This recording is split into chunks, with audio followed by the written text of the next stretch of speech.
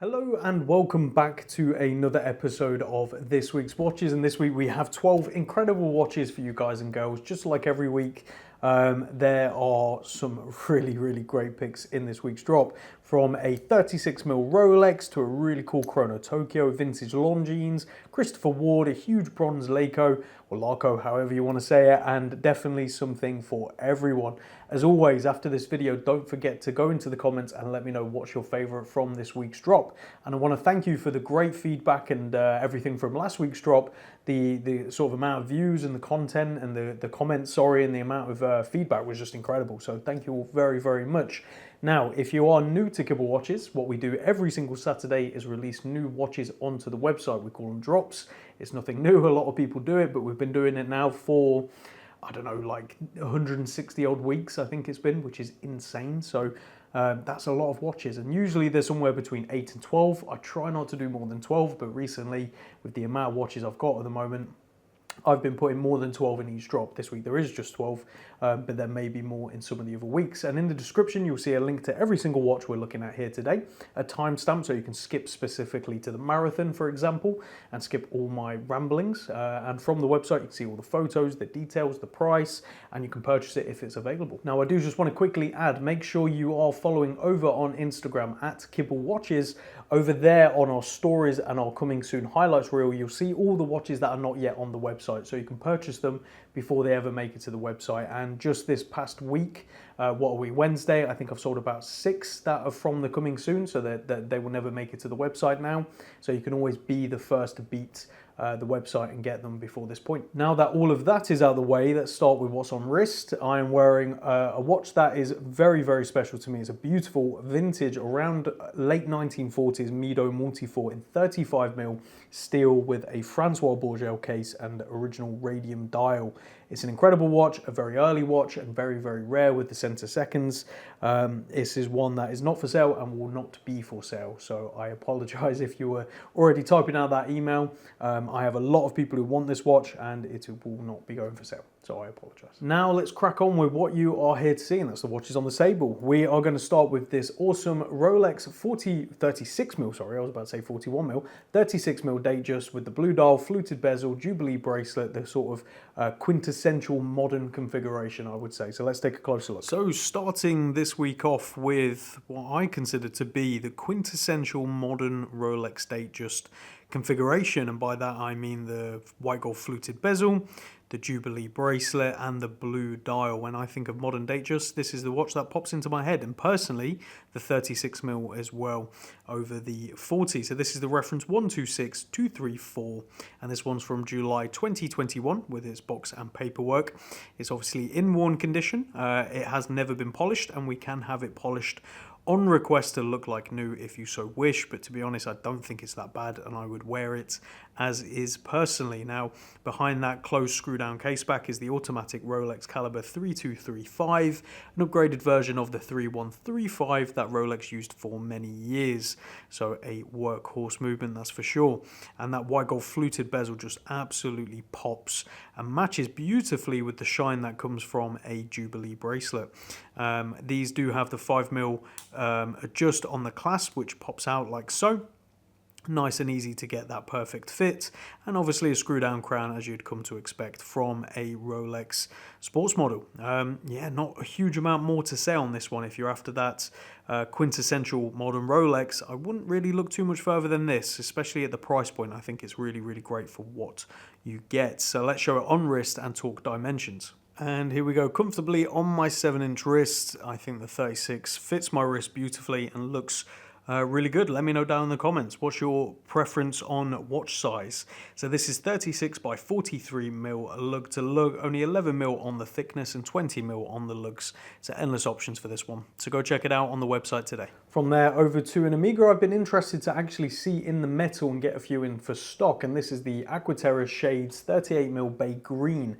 Really beautiful, very nice on the wrist, and the color is actually like really nice. From the photos I thought it was going to be too bright, not very attractive, but in the metal and actually on wrist they've really nailed it. So let's take a closer look. Now for the Omega Aqua Terra Shades 38mm in Bay Green. A very attractive watch, and as I said in the intro to this one, it's a watch that I had seen advertised, but thought that the sort of dial just looks far too bright, and in person it's actually super attractive. It's a very subtle light green that really plays with the light and becomes a different tone in each light. Now when you get it directly in light, it does definitely shine like that, which I think is really attractive. Let me know down in the comments, what do you think of these new colorways? And again, the 38mm size, I think they've hit a sweet spot there for this design with the twisted lugs that you sort of expect, and this nice brushed and polished 3-link bracelet, which looks very, very attractive, and a deployant style clasp right there with push buttons to open, and this one's just pressure fit. Exhibition case back as well, showcasing the automatic Omega coaxial caliber 8800, and this one's from November 2023 with its box and paperwork. And I won't bore you with the reference because, as always with Omega references, it is super long, so go see that on the website if you are interested. Screw down crown at 3 o'clock, date at 6 o'clock. I think they've done a good job at sort of incorporating all the designs that you expect and making it seamless, especially with the date at 6 o'clock. I think it goes with the overall design, and personally I do like having a date on my watch, and I do notice when I don't have a date on my watch. That's probably because I'm signing invoices and contracts and things each day and using the date. But yeah, for me, having the date down there, it keeps with the symmetry of the dial and just looks very good. So let's show it on wrist and talk dimensions. And here we go on my 7-inch wrist. As you can see, the proportions work beautifully. So this is 38mm by 7.5mm lug to lug, sorry, 45mm lug to lug, looking at the wrong one, 12.5mm on the thickness and 19mm on the lug, so a little awkward, but there are options out there. So go check out this incredible watch on the website today. From there over to a vintage Breitling Navitimer reference 806. This has the Venus 178 inside, a infamous and famous reference from Breitling. Absolutely gorgeous. I mean, you really cannot go wrong with this, and the price is incredible. I think if you're after a Navitimer, go vintage. It's actually cheaper than going modern now, so that's crazy. But let's take a closer look. Now for the classic vintage Breitling reference 806, this is the vintage Breitling to me, with the glide rule on the inside. As you can see, the pops of reddy orange there on the dial, which we've matched with the strap. You've got that sort of orange stitching. I think it really works. And that classic black glossy dial, as you can see, with the white subdials and the white ring around the outside. It's a beautiful design. It worked incredibly well when it was released, and it was obviously favored by pilots, and it still looks great today. But I just cannot believe how affordable these are in comparison to modern Breitling chronographs. It's a no-brainer to me to go vintage in this scenario. You know, this is a reference 806, as I said, snap-on caseback with everything visible on the caseback, including serial numbers and all that sort of stuff.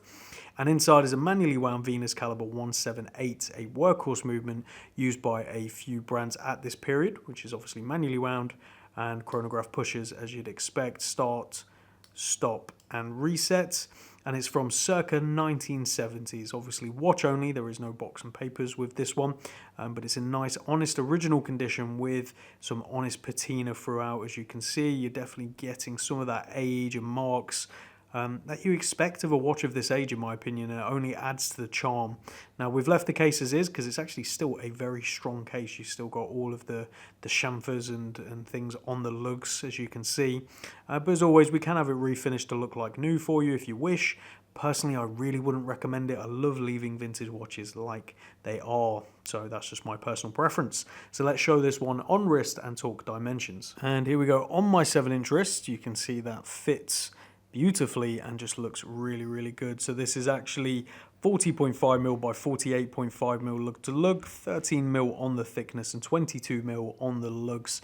So endless options for this one, obviously the larger lug size, but then again, that's part of the overall design you expect with a Navitimer. So go check this one out on the website today. From there over to a Chrono Tokyo. This is the Grand Hagane or Hagane. I butcher it every time. I do apologize. If you've been following for a while, you'll know pronunciations is not my strong point, and it's not something I really focus too much on either, so don't shoot escaped me. But this is the Chrono Tokyo, beautiful, really cool dial, very interesting technique, an ancient technique as well, which you can read more about in detail on the website. But let's take a closer look. Now on to a Chrono Tokyo. This is the Grand Hagane or Hagane edition with the most beautiful dial, which is a form of glass. And again, you can read more about this dial and the processes to make it like this on the website. But you have this almost coffee, I don't know, wood burley like dial, I don't know how to describe it, that really shines and reveals itself as the light increases and then almost vanishes in certain lights, giving the illusion of sort of like a dark textured dial. It really is something to behold. And obviously with those numerals around the outside and everything on the watch, it just works beautifully. Nice polished hands, the classic Chrono Tokyo case shape that you've probably all become accustomed to. And as we flip it over, a nice signed screw down case back right there, housing an automatic Miyota caliber 90S5, so part of the 9000 series of Miyota, which is sort of the top grade of what they offer. This is a reference CU001 and it's from March 2022 with its box and paperwork plus an additional strap as well. So yeah, let's show this one on wrist. There's not a huge amount more to say because the star of the show is 100% the dial on this piece. So let's show it on wrist and talk dimensions. And here we go on my 7-inch wrist. As you can see, we've got that perfect light just coming in right now, which really shows how dynamic this dial is. It's an absolute beauty. So this is 37mm by 43mm lug to lug, only 11mm on the thickness and 20mm on the lug, so endless options. But I think, you know, personally I think keeping the straps quite tame is the best thing here because the dial speaks for itself. But then again, I do wonder what this would look like on some crazy straps, maybe something like an ostrich or something. I don't know, but go check it out on the website today. Okay, now over to a Tudor Black Bay 58. This is the 39mm Tudor, and this one is on its leather strap. A very good looking watch, and it actually looks amazing on leather. Whilst I do prefer the bracelet personally, I think the price that you can get these ones for is a no-brainer as well. So let's take a closer look. Now for a Tudor Black Bay 58 black, this time on the leather strap that Tudor provides. You can see it's got a nice deployant buckle right there that folds out and through the leather. Yeah, it just looks really good. It's the kind of watch, because of the vintage and sort of heritage design with the gold tones and everything like that, it really works on leather. Some modern dive watches, personally, I don't think they look particularly good on sort of leather straps, but this one definitely does. So this is the reference 79030N, and behind that closed screw down case back is an automatic Tudor caliber MT5402. And the specific one is from November 2023 with its box and paperwork, and it also comes with an aftermarket Vanguard fitted rubber strap in a short size. So that's really nice to have both options between the very attractive and pretty much unworn brown leather strap and a fitted black rubber strap.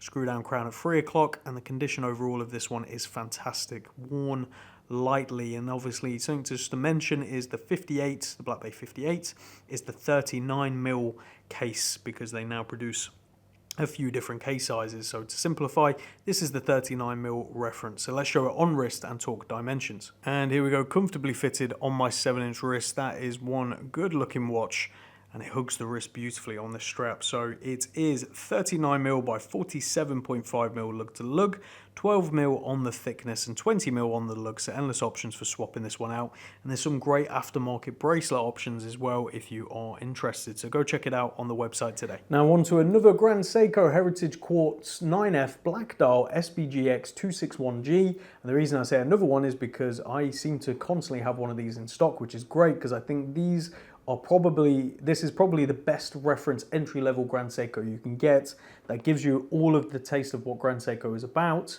but budget and with the very, very great 9F quartz, so you can't go wrong. Let's take a close look. So classic Grand Seiko quartz. This is a part of the 9F family of quartz, and it's specifically the SBGX 261G with that beautiful matte black dial, allowing those indices and hands to really play off the light and become the star of the show. Because as usual, Grand Seiko, the dials are the star of the show, and whilst this is just a black dial, it's beautifully done.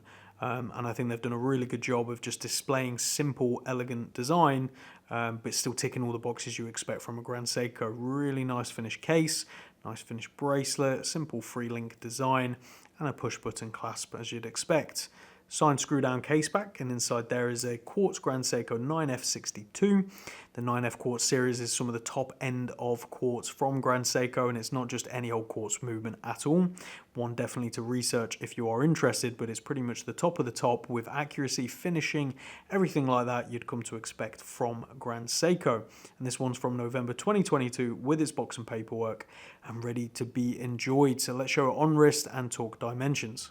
And here we go, comfortably on my 7-inch wrist. They've got the proportions of this one absolutely bang on as well. And again, it's one of those watches because it's got drilled lug holes. You could swap out the straps and it looks amazing on a variety of different straps as well.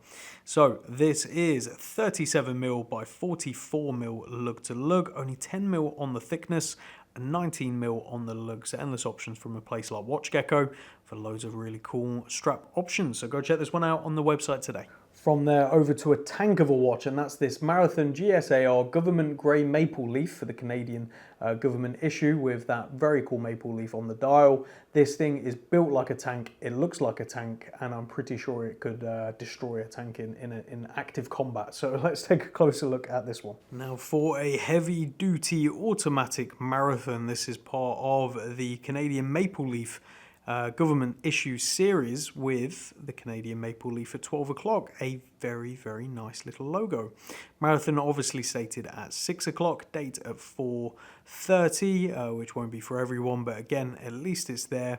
And then you have those iconic luminescent tubes for the hands and the indices, which just absolutely glow once they get their charge up. Rotating black bezel, and it is a chunky bezel at that. The overall profile of this one, as I say, is like a tank on the wrist, but surprisingly comfortable, especially paired on its Marathon rubber strap with signed hardware, which is very, very nice. This strap is super supple and just flows on the wrist. It's super, super attractive. I won't bore you with the reference to this one. You can go see it on the website. It's quite a long reference. As we flip it over, signed screw down case back, and inside is an automatic Sellita caliber SW200.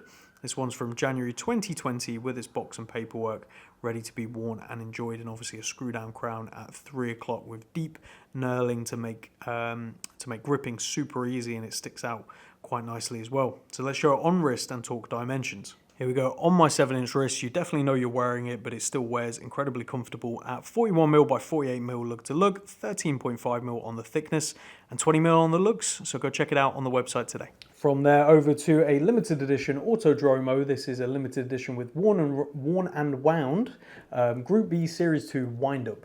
So it was made for the wind up watch fair. A very, very attractive watch. I like what Autodromo do.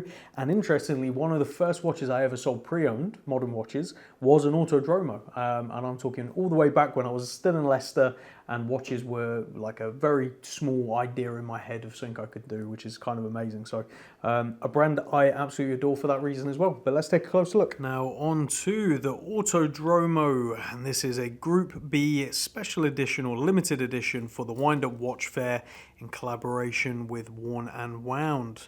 A very attractive watch, as I say, part of the Group B series 2 with that very attractive dial, very reminiscent of older speedometers. I think that's what you call them on vintage cars.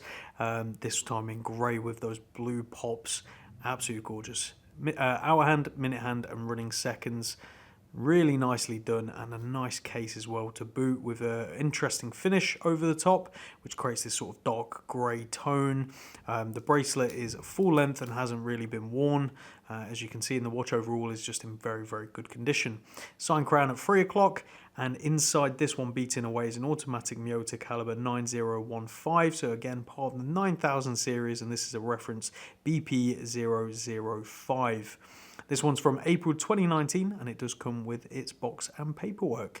As I say, Autodromo, another brand producing beautiful watches with their own design at very affordable prices. I do not think you can go wrong with this, especially if you're after something a little bit different or something mechanically inspired. And by mechanical, I mean like cars. So yeah, let's show this one on wrist and talk dimensions. And here we go on my 7-inch wrist. One thing about Autodromo is they fit like a glove. They definitely have their wrist ergonomics down and how they wrap around the wrist. So this is 39mm by 51mm lug to lug, 9.5mm on the thickness and 21mm on the lugs. So go check out this awesome watch on the website today. From there over to a Seiko Westerland bronze 45mm manually wound. This is absolutely cool, and it's the kind of thing that's so big but it wears surprisingly well because the lugs are so short. I mean, 53mm lug width, lug to lug, sorry, for a 45mm watch. That's actually pretty reasonable. But anyway, let's take a close look. Now on to the Seiko Westerland bronze 45mm reference 862087, and this features a nice patinated dial with very old looking numerals and minute track and these blued hour and minutes hand, again with that old loom and a second hand to match. No branding on the dial itself, which is very something you see quite often from Seiko or Larco, however you want to say it. Everyone seems to say it differently. And they just really nail that Flieger pilot watch design, especially in the bigger size. And this being bronze, it really does look like an old piece of kit, which I think is really cool. Prominent onion crown, as you'd expect, the FL number on the side. And as we flip it over, a nice signed case back with all of the reference and details done in almost military formats, which again I think is really attractive. And inside is a manually wound Sellita SW210, and this one's from May 2018, sorry, with its box and paperwork, and it comes on its original Seiko strap, which is super nice and again very industrial in its design. You'll see when you get it that the strap doesn't actually come out. So the buckle doesn't come out, it's fitted in, it's riveted into the leather itself, meaning it will forever stay in there, and it comes big enough to get your wrist in. You size up to where you want it to be, and it folds down, you push under, and obviously you line it up where you want it to be, like so. And then you have no protruding metal part on the outside. So quite clever. So let's show this one on wrist and talk dimensions. And here we go on my 7-inch wrist. Now, as I said in the intro, it wears surprisingly well for the size. Now, don't get me wrong, it is a big watch, and obviously you know you're wearing a big watch with a 45mm pilot's watch. It should be, but it's actually surprisingly comfortable, and it doesn't feel too insane. Some of these watches can feel like ridiculous on the wrist, like a true dinner plate, but this one I could actually wear. So this is 45mm by 53mm lug to lug, 13mm on the thickness and 22mm on the lugs, which is surprisingly small for the size, but again works with the design. So go check this one out on the website today. Now on to a Christopher Ward C65. This is their Aquitaine Blue. A really good looking watch, especially for the price point. You cannot go wrong with this one. It's January 2024, hardly been worn to be honest. So let's take a closer look. Now on to the Christopher Ward C65 Aquitaine Blue. This is the 41mm reference with that really gorgeous blue dial, blue domed sapphire bezel, which gives the effect of almost vintage Bakelite, which is really cool. Round indices and the Christopher Ward logo at 12 with the date at 6. Beautifully done, signed screw down crown at 3 o'clock with the red in a tube that you can just about see, and it comes paired on its oyster style bracelet with its folding clasp and slide adjust on the underside, so nice and easy to adjust in and out as you please. Exhibition case back right there, showcasing the automatic Sellita SW200-1, and this one's from January 2024 with its box and paperwork, lightly worn and ready to be enjoyed.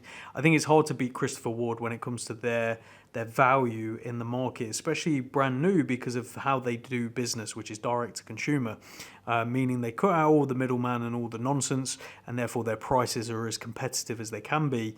And I don't think anything touches them when it comes to quality of what you get at that price. So therefore on the pre-owned market, it's just an absolute no-brainer, which is why me and my wife both own a Christopher Ward, and I will probably own multiple more myself, as will she in the future as well. So let's show this one on wrist and talk dimensions. And here we go, comfortably on my 7-inch wrist. Really nice size and proportion. Obviously on the bigger side with the 41, but because of the curved lugs and the way it slopes down, it actually wears really comfortably and doesn't feel big at all. So this is 41mm by 46.5mm lug to lug, 12.5mm on the thickness and 22mm on the lugs with quick release on the bracelet, and many strap options from Christopher Ward themselves. So go check this one out on the website today. Now on to another vintage watch, this time a 1955 Jeans Conquest gold capped reference 9002/3 with a beautiful dial. The way this is patinaed is just absolutely mesmerizing to me. This is why I love vintage. So let's take a closer look. Now on to a vintage Jeans Conquest automatic gold capped in 35mm. I absolutely love this reference, the 9002 series, sorry, from Longines, which comes in steel and a few other configurations. And this with the no date, the almost sort of bullseye sector dial, which is patinaed beautifully with the speckling throughout. And the way the indices and the hands absolutely pop, I mean, it is gorgeous, especially for the money. And to consider you can get an automatic Longines at well under £1,000, I think is brilliant. The gold cap is nice and strong on this one. Obviously, there's going to be marks and wear as you'd expect, because this is from circa 1955, nearly 70 years old, or is it more than that? I need to do better at math. 70 years old, signed crown at 3 o'clock, and signed screw down case back, with remnants of the enamel still present on that Longines fish logo, which is super, super cool. Inside there is an automatic Longines caliber 19AS, and this is a reference 9002/3, as I say, circa 1955. Paired on this nice black watch gecko strap with a gold-plated buckle to match. It just looks beautiful, ready to be worn and enjoyed, and I think will tick the box for someone looking for that vintage watch that's going to do a hell of a lot more than the value, than the price you pay. So let's show it on wrist and talk dimensions. And here we go on my 7-inch wrist. I mean, come on, that just looks so bloody good on the wrist. This is 35mm by 42mm lug to lug, only 11mm on the thickness and 18mm on the lug, so endless options for this one. But I think the black actually contrasts so nicely against the gold. So go check this one out on the website today. And last but by no means least, a affordable and ordained to some degree, but standing in its own right completely. That's this Paulin Neo B orange dial with date automatic. Really, really like this one, so let's take a closer look. Now for the Paulin Neo B in orange with this beautiful, very, very cool dial. Nice indices and numerals, date at 3 o'clock, interesting handset. I mean, everything about this watch is just funky, interesting, but nicely done without going too far. And what I mean by that is some brands, they like their funk and they go a bit too hard on the funk. I think this is a nice in-between where you're getting something truly unique and different, but without going absolutely crazy. Nice case profile, signed crown at 3 o'clock, and as we flip it over, an exhibition case back showcasing the automatic Seiko caliber NH35A, which is obviously a very reliable and easy to use workhorse movement. And this one's from December 2021 with its box and paperwork, and it comes paired on a nice grey suede with matching hardware. Not a huge amount to say on this one other than for the money you get a hell of a lot of watch, and I think you're buying into an idea and not just a watch and a brand. And I think that's what Paulin are doing incredibly well, and obviously Anne Dane and everything about this company. You can read more about it specifically on the website, so go check that out. But let's show it on wrist and talk dimensions. And here we go on my 7-inch wrist. What a good looking and dynamic watch. That dial, in some lights it absolutely pops and it's like that kind of vibrant, almost yellow, and then in other lights it goes this really dark, deep orange, almost like a brass. Really, really nicely done. So this is 38mm by 48mm lug to lug, 12mm on the thickness and 18mm on the lugs with drilled lug holes, so endless options for this one. So go check it out on the website today. So there you have it, guys and girls, 12 watches in this week's drop. Let me know down in the comment section, what's your favorite in this week? And for me, it's a tough choice. I think I'd have to go either with the Longines or the Breitling, but I really like the Chrono Tokyo. Obviously, the 36mm Datejust is a classic. The Amiga is surprising. There's incredible attributes to every single watch, of course. That's why I bring them to the website. So I can't actually choose a favorite in this week's drop, but I look forward to hearing what's yours. So let me know down in the comments below, and we'll see you again next week for another 12. And my God, there's some cool stuff in that one. So make sure you tune in. We'll see you then. Take care. Bye-bye.